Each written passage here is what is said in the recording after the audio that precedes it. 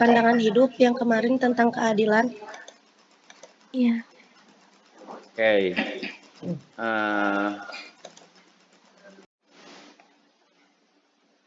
Konsep Sunda memiliki gagasan bagaimana kita melihat diri kita sebagai pribadi.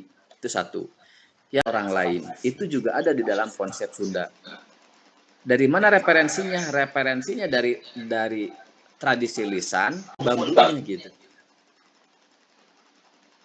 Nah, makanya kata Yopal Noah, kalian miskin, kalian pinter, kalian bodoh, kalian sarjana tidak sarjana gitu. Itu tidak ada bedanya. Yang ngebedain manusia dengan makhluk lain itu adalah consciousness atau kesadarannya gitu.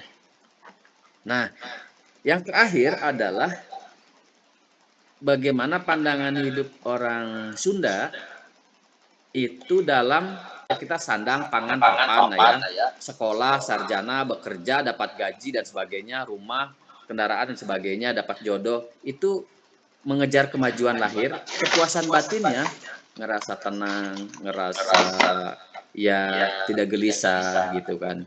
Nah, coba ada yang bisa di repeat? Yang pertama apa? Tentang pandangan hidup konsep orang Sunda.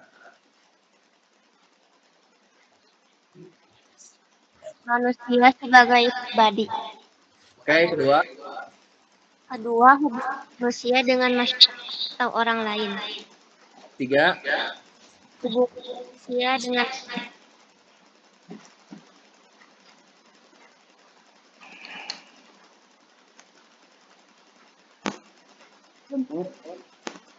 hubungan manusia dengan Tuhan atau merindukan Tuhan. Kelima. Mengejar kemajuan lahir dan kepuasan batin. Oke, misal ya, manusia sebagai pribadi, misal ya, manusia sebagai pribadi. Kita tidak berbicara Islam ya, karena kita pakainya analisis budaya dan budayanya adalah budaya Sunda. Misal, pandangan hidup orang Sunda tentang manusia sebagai pribadi. Kalian pernah dengar istilah kudu hade gogog, hade tagog? Hade gogog, hade tagog. Itu istilah Sunda. Yang di luar orang Sunda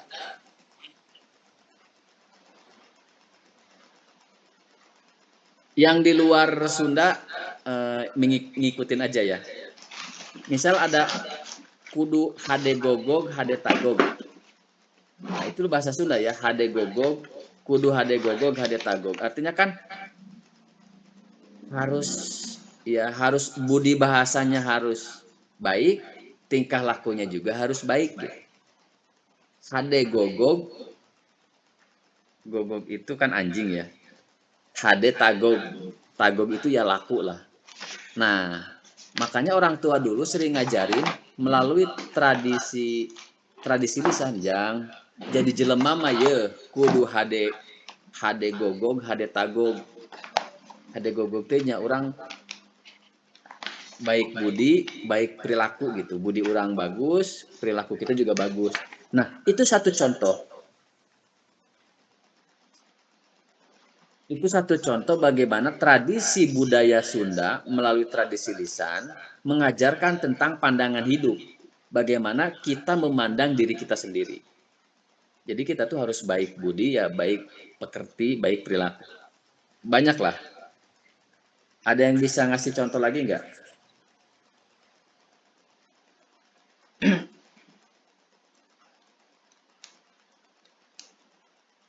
Misalkan ada lagi apa ya? Ini Pak izin mengasih contoh, boleh Pak? Sok. Contohnya itu kayak silih asa, silih asi, silih asuh Pak.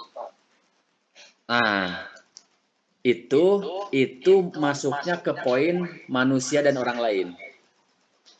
Ini kita masih nomor 1, bagaimana kita memandang diri sendiri dulu. Nah, itu benar, pandangan itu benar, tapi pandangan yang kedua, bagaimana konsep manusia dengan orang lain, hubungan kita dengan orang lain.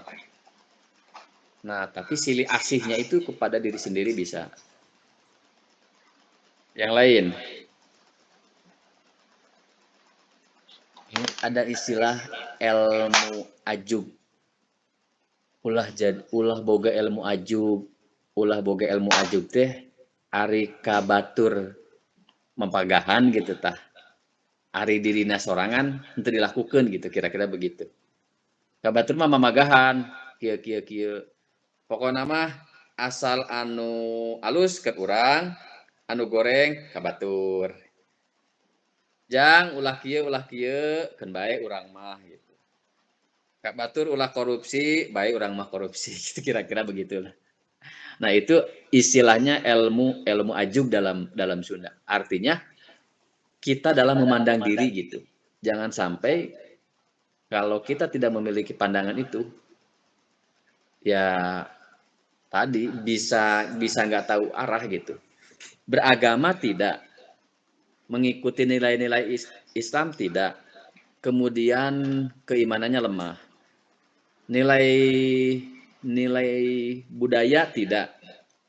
Nah, pasti nanti akan terombang-ambing, tidak tahu posisi, tidak tahu orientasi, tidak tahu tujuan hidupnya.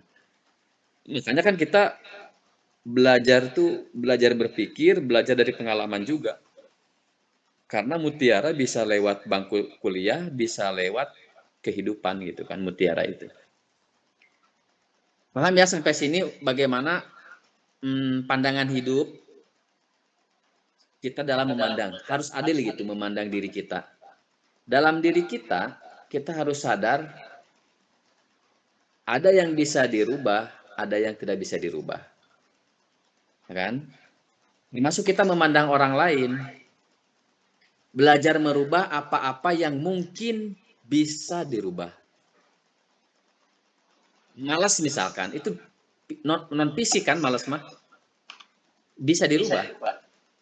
Tapi jangan sampai, orang mah goreng, hoream kemana-mana era, minder. Nah itu, semakin kita minder, maka semakin orang lain menindas kita.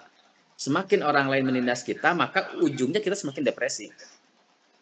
Nah, kita harus adil memandang diri sendiri tuh gitu. Jadi ada yang bisa dirubah, ada yang tidak bisa dirubah gitu. Yang kedua, nah ini baru yang kedua. Jadi yang kedua pandangan hidupnya bagaimana kita memandang orang lain. Tadi contohnya silih asih, silih asah, silih asuh. Nah itu apa ya? Harus saling mengasihi, harus saling mengasah, harus saling mengayomi. Itu betul. Poin yang tadi disampaikan, contohnya itu adalah poin manusia dan orang lain. Respectful lah bahasa modernnya. Kalau bahasa Islamnya apa?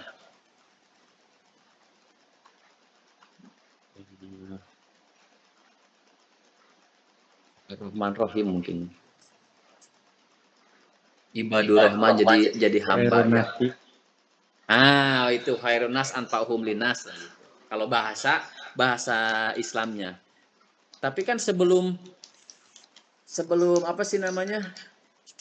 Sebelum Islam datang, Islam pun datang terakhir kan. Yang pertama yang datang ke Indonesia itu kan pengaruhnya Hindu ya, agama Hindu. Hindu itu berakhir di Indonesia kurang lebih 1.500 tahun. Itu berakhir ya. Berakhir kemudian masuk Islam. Nah, Islam dari 1.500 sampai 1.800 itu Islam ya. Nah, dari 1.800 itu dimasukin yang namanya penjajah. Dari 1.800 sampai 1942 Belanda, kemudian dari 42 ke 45 Jepang, kemudian dari 45 sampai sekarang kemudian merdeka. Nah, irisan-irisan itulah yang pasti ada saja irisan-irisannya. Jadi saling tumpang tindih, saling campur. Irisan Hindunya ada. Puasa emang bahasa dari mana puasa? Puasa itu dari itu bahasa Hindu sebenarnya. Kemudian dilegalkan jadi bahasa Indonesia, puasa menahan lapar gitu kan. Ada bahasa Arabnya masaum. Banyak dari serapannya, kemudian dari aktivitasnya, sesajen. Emang dari mana warisannya? Kalau bukan dari Hindu. Nah, jadi kemudian sistem Belanda juga, Jepang juga, ya cetakan pendidikan Belanda mau tidak mau Soekarno, Hatta, kan gitu. Saya nasionalismenya nasionalisme ketimuran gitu, marhainisme, bahwa Islam, komunis, marhains itu harus sama-sama untuk kesatuan bangsa, misalkan. Gitulah. Nah, yang ketiga teh apa? Hubungan manusia dengan alam. Nah, hubungan manusia dengan alam atau lingkungan ya.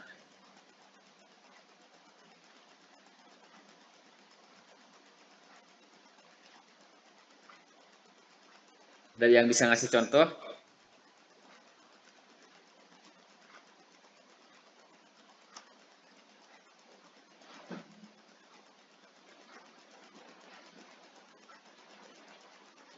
Membuang sampah sembarangan. Iya, itu mah bahasa Indonesia. Kan kita lagi berbicara konsep pandangan hidup orang Sunda ceritanya.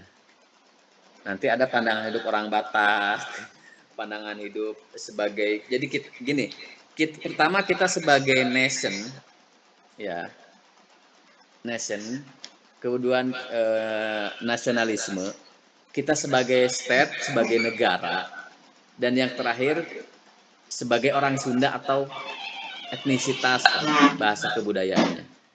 Nah, itu akan beda. Di satu sisi kita sebagai orang Sunda, di sisi yang lain kita sebagai warga negara, dan di sisi yang lain kita punya semangat nasionalisme. Orang Batak juga sama, orang Papua juga sama. Nah, pasti memiliki pandangan hidup yang berbeda-beda. Tetapi Islam bisa mengkonfirmasi itu gitu. Contoh aja misalkan tadi.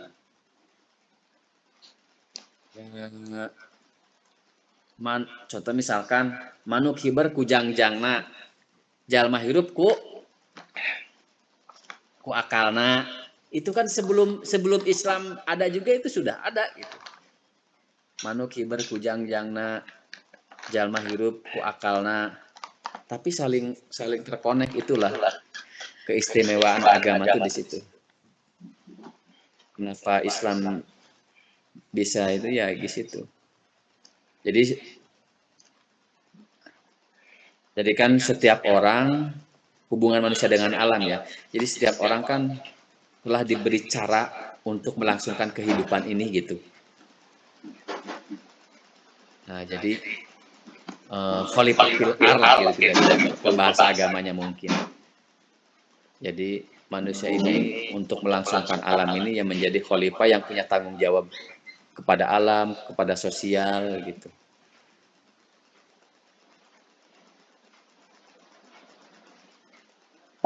Yang keberapa? Yang keempat, Kak. Dalam Hubungan ini ya, tentang spiritual ya.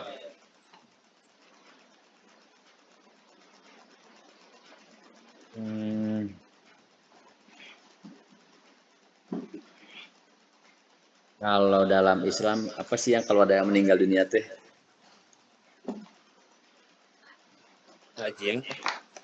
Innalillahi wa inna ilaihi rajiun, dari Allah kembali kepada Allah kan gitu kan. Nah, kalau dalam konsep Sunda itu ada istilah mulih kajati mulang ka asal. Mulih kajati mulang ka asal. Artinya berasal dari Tuhan, kembali kepada Tuhan. Apakah Sunda itu Islami? Apakah Sunda itu Islam itu Sunda? Saya nggak bisa. Tapi paling tidak berdasarkan risetnya bahwa sebelum Islam datang itu tradisi ini sudah ada gitu.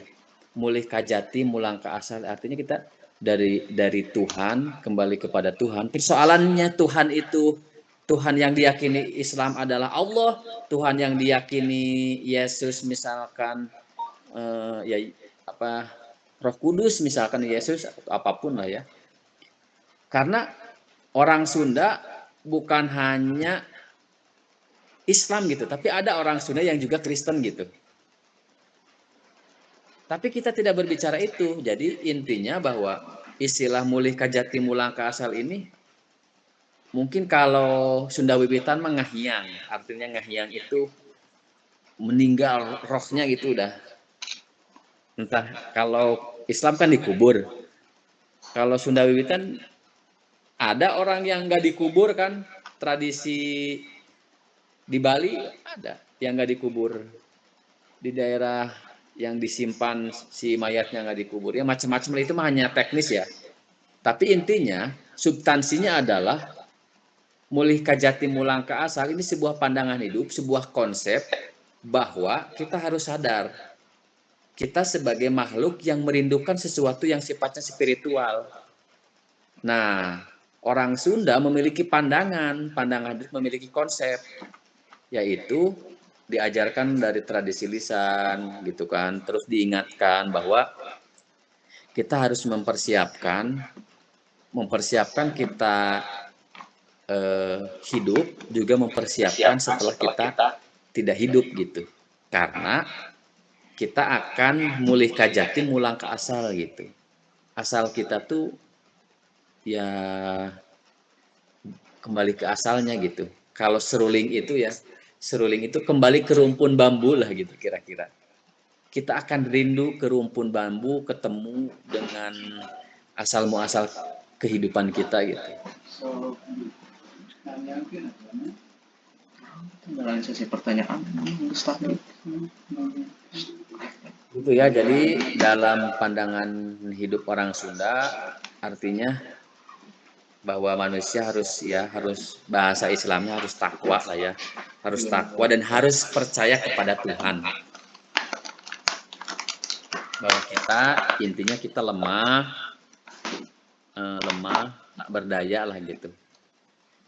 Jadi ada sesuatu yang lebih kuat dari kita, ya sesuatu yang spiritual itu.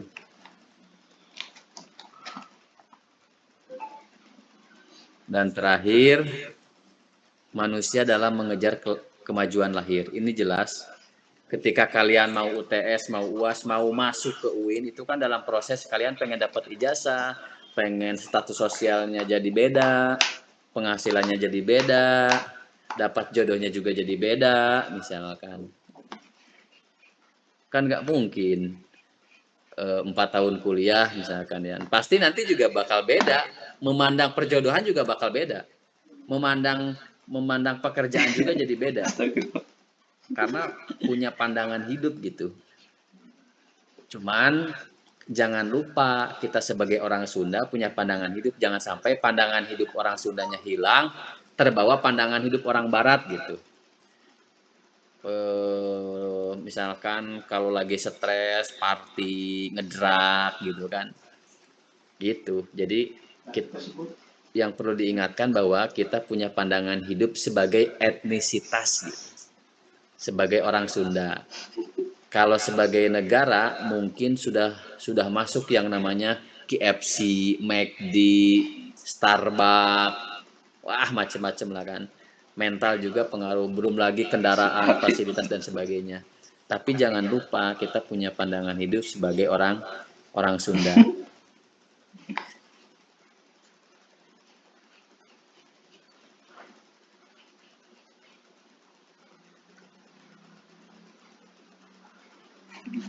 Misalkan naon ya, ulah ngukur baju sasareg awak, itu bahasa Sunda. Ulah ngukur baju sasareg awak. Ulah ngukur baju sasareg awak ini jangan melihat orang lain itu hanya versi kepentingan kita gitu. Contohnya seperti apa ya? Aku dekat sama misalkan sama Ari Susanti. Nah, deketnya aku sama Aris Susanti itu hanya versi kepentingannya, kepentingan pribadi gitu. Kepentingan tugas, entah kepentingan harta misalkan ya, entah kepentingan ekonomi, entah kepentingan status macam-macam. Nah, pandangan hidup orang Sunda mengajarkan lewat tradisi lisan itu. Jangan ngukur bajuku sereg awak gitu. Himtum? Fahimna. Wahimna. Oke, ada yang Janji. oke, PowerPoint. Ada pertanyaan?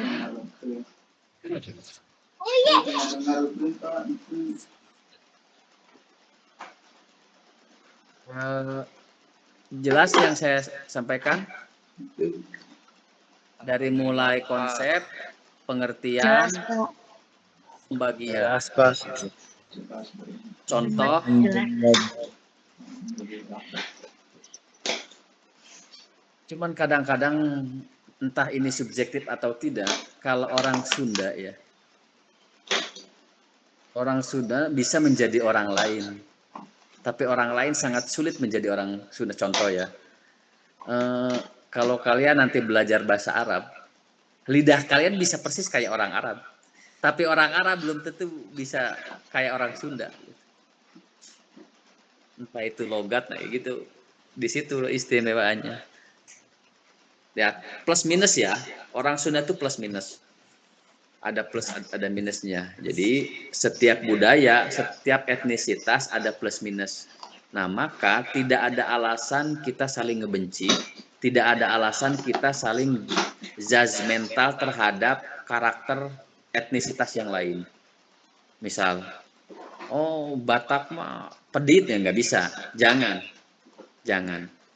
Itu namanya rasisme ya.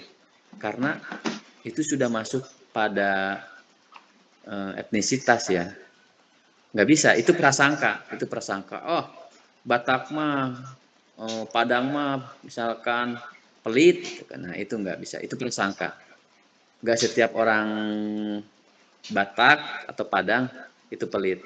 Kayak kita nganggap bahwa di mana polisi mah tukang tilang lah, berarti pertama dia belum belajar ilmu budaya, yang kedua apa yang ada di otak dia itu adalah prasangka, dan maka ketika banyak prasangka wisdom nggak akan muncul. Ketika tidak banyak pengetahuan yang masuk ya tidak bisa wisdom, tidak bisa bijaksana. Kasihan dong kalau misalkan polisi di mana-mana polisi mah tukang tilang, kasihan dong. Orang yang 50 tahun tidak di Satlantas tapi di bagian administrasi kena imbas. Orang yang bagian catatan bukan di bagian lalu lintas masih kena imbas. Di mana-mana lalaki mah playboy. Aduh, jangan. Bapakna ka imbas, Rasul ka babawa, dosen lalaki ka babawa. Benar Pak. Nah, itu prejudice. Itu namanya judgmental ya. Kalau kalian pengen ngomong ya minimal paham lah gitu. Paham. Paham tuh? Jadi buaya itu laki-laki ya. Ada ya buaya yang betina juga ada. Jadi nggak setiap buaya itu laki-laki. Oke, ada pertanyaan? Silakan. Siap tidak, Pak? Oke, kalau tidak ada pertanyaan wajib buka kamera kita selfie. Siap. Tapi izin ya Pak ya, di sini lagi banjir. Aduh, padahal aku Aduh. pengen kamu. Semoga tidak banjir. Oke, yang nggak bisa jangan dipaksakan, yang bisa boleh. Oke, ini sebatas untuk laporan ke Kajur. Siap? Oke, siap Pak. Raihan Ratu, ini 11 orang masih belum nampak wajahnya. Yang lain Muhammad Rito, Nisa Halsia,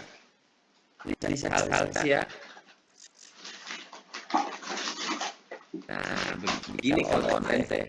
Orang lain udah lolos, tiba-tiba dia sendiri aja. Oh, ternyata dia tiduran. Dia masih on sendiri. Di saat saya ada mungkin dia lagi disuruh masak sama ibunya atau apa saya nggak tahu. Wah, disuruh. Oke, Mutia, Zahra. Ini takutnya 15, yang lain udah close, dia masih on sendiri. Oke, siap ya? Satu, senyum dong. 1, 2, 3. Oke, terima kasih. Kita tutup dengan doa kifaratul majelis. Subhan.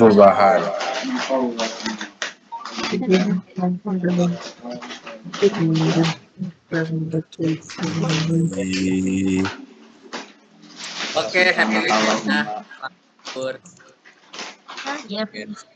Sehat-sehat, Pak. Sehat-sehat. Masih Bang. Ini emang alus. Absen, Pak. Oh iya absen, Pak. Nggak di absen, Pak. Kalau ada buaya betina, guys. Ya nggak pakai sini banyak. Buaya kebanyakan laki-laki, Pak. Bohong, kalau kebanyakan laki-laki Rasulullah buaya. Kita banyak PJ mana? Macam detik Rasulnya ngomong semua laki-laki buaya. Ingat banyak. kebanyakan laki-laki yang buaya. Kalau kebanyakan berarti enggak semua dong. Jangan dibahas. Ya nggak semua. Biarkan yang galau yang Reja hadir, Pak. Belum absen Reza. yang galau yang wah. Siapa? Mana Bowo? Ini Pak. Itu yang nggak hadir. Kamu inget nggak yang nggak hadir? Bisa nggak? Ada 32 di sini soalnya. Saya kunci ya. Oke, kuis ditutup ya. 32 orang yang masuk. Berarti yang tidak masuk itu berarti ada berapa orang? 6, Pak, 6. 5 genep. Gelap. Gimana cara ngedeteknya orang ini? Si ini aja we Pak di list di grup sampai 32 orang berarti sisanya nggak masuk. Tadi Wepa yang di screenshot ya itu berarti yang hadir. Iya, boleh. Ituin aja PJ ya. WA aja ya PJ. Yang ini aja nama-namanya aja. Baik, Pak. Kayaknya ini. Siapa yang nge-WA ngajak online? Saya nggak tahu. Yang nge-WA ngajak online itu siapa? PJ yang ngajak Jum. Yang ngajak Jum tuh PJ. Momo. Arah, Pak. Disuruh, Pak.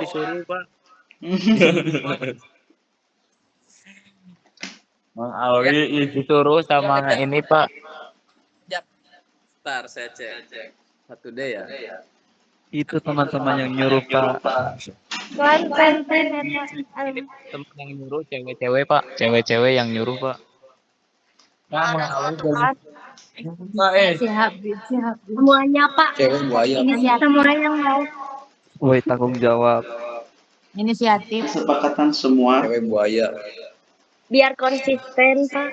Kesepakatan semua jadi semua Ya, pada mau. makanya saya gitu. forward WA kalian, saya forward ke jurusan. Iya, makasih ya Pak. Pak, terima kasih Pak telah bersedia Makasih Pak.